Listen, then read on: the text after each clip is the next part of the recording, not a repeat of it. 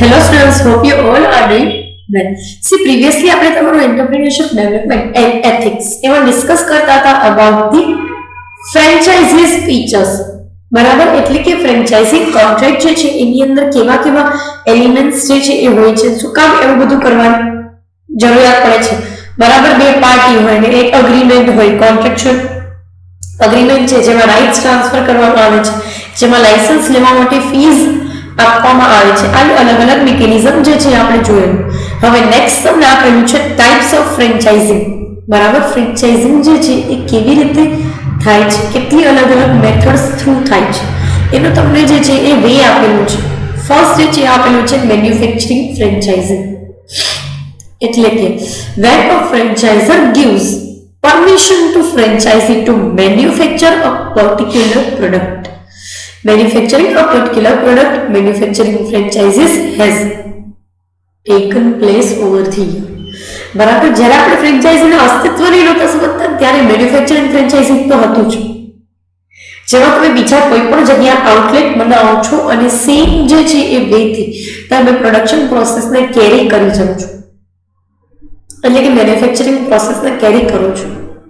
Parent company grants license or provides rights to produce the goods under his name and trademark. એટલે કે જે કોઈ પણ parent company હશે, જે ફ્રેન્ચાઇઝર હોય, એ ફ્રેન્ચાઇઝર તમને પરમિશન આપે છે પોતાના નામના રાઇટ્સ જે છે એના થ્રુ અને પોતાના નામના ટ્રેડમાર્ક થ્રુ જે છે એ તમે પ્રોડક્શન પ્રોસેસ કરી શકો. આવું કરવાથી તમારે વારે વારે જે છે એ ફ્રેન્ચાઇઝરની પરમિશન લેવા જવાની જરૂર પડે નહીં, કારણ કે એ લોકોએ તમને મેન્યુફેક્ચરિંગ રાઇટ્સ ટ્રાન્સફર કરેલા છે. જેટલા મેન્યુફેક્ચરિંગ રાઇટ્સ એ લોકોએ ટ્રાન્સફર કર્યા છે તમને, અકોર્ડિંગલી તમે એના ઉપર કામ કરશો. ફાઇન, સો એક પર્સપેક્ટિવ આપેલો છે. નેક્સ્ટ તમને કીધું છે the franchiser will sell or share with you the production process of a particular product. Of course, franchisor પોતાની પ્રોડક્શન પ્રોસેસ જે છે એને શેર કરશે. બરાબર, અને તમને એના રાઇટ્સ પણ આપે છે કે તમને એની સાથે સાથે જે છે એ અલગ અલગ રીતે તમે કેવી રીતે માર્કેટાઇઝ કરી શકશો ત્યાં સુધી દરેક વસ્તુની પરમિશન તમને આપે છે.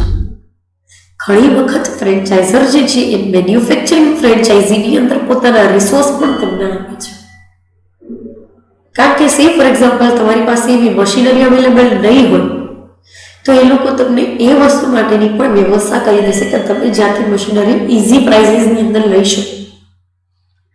ફાઇન, સો એક વસ્તુ, એક પર્સપેક્ટિવ છે. નેક્સ્ટ તમને કીધું છે પ્રોડક્ટ ફ્રેન્ચાઇઝિંગ. અત્યારે તમે માર્કેટની અંદર જેટલી પણ વસ્તુઓ જુઓ છો એ તમામ વસ્તુ પ્રોડક્ટ ફ્રેન્ચાઇઝિંગનો ભાગ છે. પછી એ રોયલ એનફિલ્ડ હોય, બરાબર, હોન્ડાનો શોરૂમ હોય, કે ડોમિનોઝ હોય, કે મેકડોનાલ્ડ્સ હોય, ટી પોસ્ટ હોય, ચટકાઝ હોય, પ્રોડક્ટ ફ્રેન્ચાઇઝિંગ. ગુડ્સ ડિસ્ટ્રીબ્યુશનના રાઇટ્સ સૌથી સહેલામ સહેલો વે છે પ્રોડક્ટ ફ્રેન્ચાઇઝિંગ, જ્યાં તમારે ખાલી અને ખાલી ડિસ્ટ્રીબ્યુશન રાઇટ્સ આપવાના રહે છે લોકો. અને આ તમે દરેક જગ્યાએ જોઈ શકો છો. જેટલા પણ તમે ફ્રેન્ચાઇઝિંગ જુઓ છો, નેશનલ પ્રોડક્ટ્સના, ઇન્ટરનેશનલ પ્રોડક્ટ્સના, આનું જ આઉટકમ છે. વાલિયા, ફરસા, બરાબર. તો આ શું છે તો કે franchising. Tea Post, domestic franchising. CCD, Cafe Coffee Day, domestic franchising. આ ઇન્ટરનેશનલ ફ્રેન્ચાઇઝિંગ પણ છે, હોન્ડાનો શોરૂમ, રોયલ એનફિલ્ડ શોરૂમ. બરાબર, તો આ બધું શું છે તો કે પ્રોડક્ટ ફ્રેન્ચાઇઝિંગ. ખાલી તમારે પ્રોડક્ટ ડિસ્ટ્રીબ્યુટ કરવા છે, મેન્યુફેક્ચરિંગ નથી કરવું. ક્યાંય કોઈ તમે મેન્યુફેક્ચર કરતા જોયા છે? ક્યાંય એવું સાંભળ્યું છે કે આ હોન્ડાના શોરૂમમાં હોન્ડાની કાર્સ બને છે?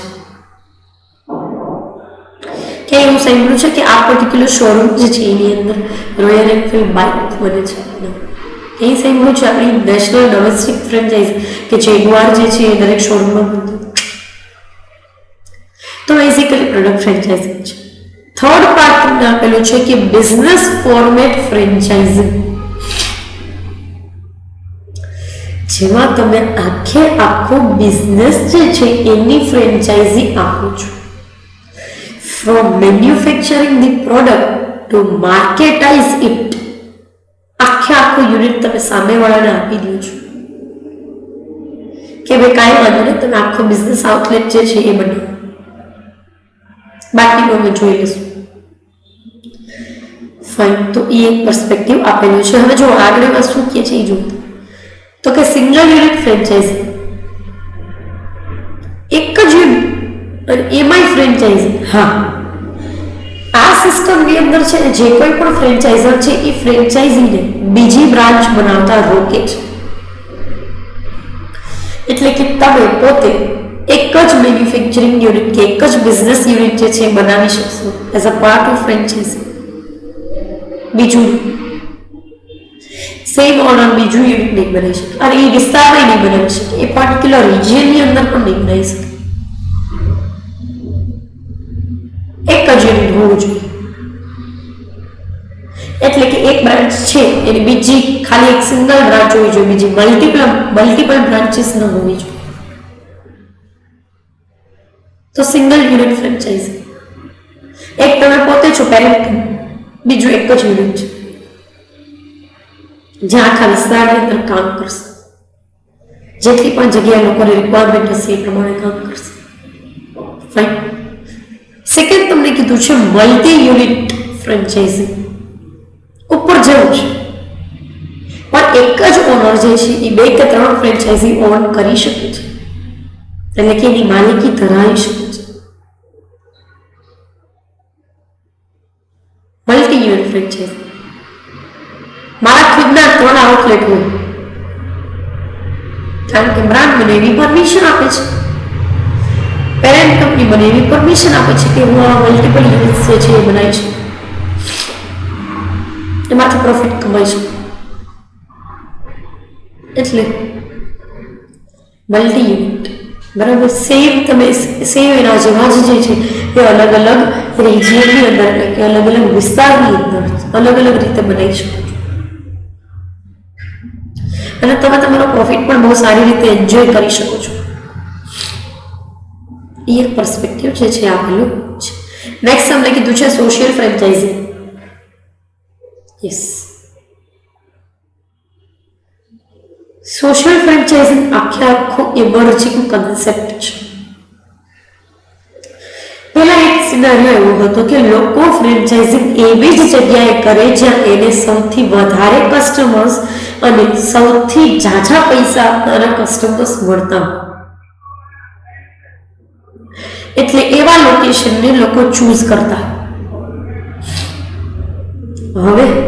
હવે સોશિયલ ફ્રેન્ચાઇઝિંગ પણ થઈ ગયું છે.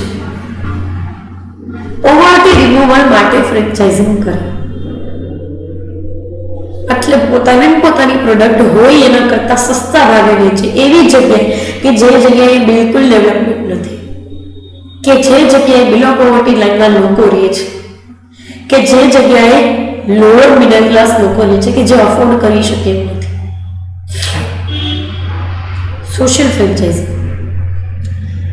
લાસ્ટ તમને આપેલું છે ઇન્વેસ્ટમેન્ટ ફ્રેન્ચાઇઝિંગ. તમને એમ થાય ઇન્વેસ્ટમેન્ટ ફ્રેન્ચાઇઝિંગ પણ હોય? હા છે. શું કામ?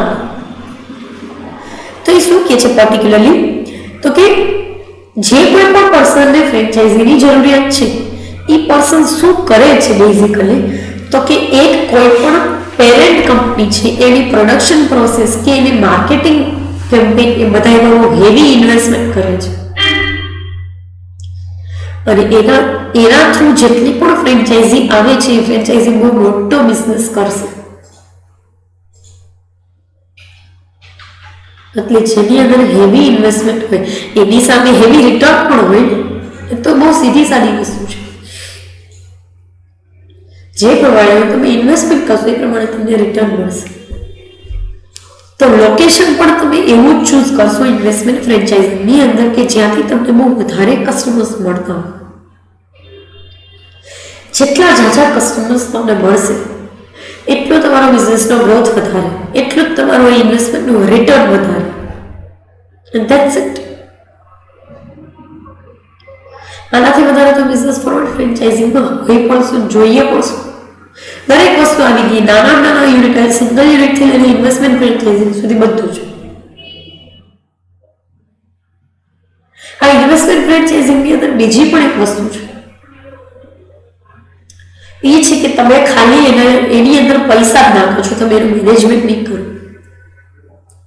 ઇટ મીન્સ કે એનું મેનેજમેન્ટ બીજા કોઈ કરશે. જે એનું મેનેજમેન્ટ કરશે એ લોકો જે છે એ હિસ્સો લઈ જશે, બરાબર. તો એ પણ એક પર્સપેક્ટિવ આપેલું છે બિઝનેસ ફોરમેટ ફ્રેન્ચાઇઝિંગની અંદર. સો પર્ટિક્યુલર આ સેશન જે છે એની અંદર આપણે ટાઈપ્સ ઓફ ફ્રેન્ચાઇઝિંગ જે છે ડિસ્કસ કરેલું છે. ફાઇન. કમિંગ સેશનની અંદર જે છે એ ડિસ્કસ કરશું અબાઉટ ફ્રેન્ચાઇઝિંગ કોન્ટ્રાક્ટ. પર્ટિક્યુલર આ સેશન માટે અહીંયા સુધી રાખીએ. Thank you so much.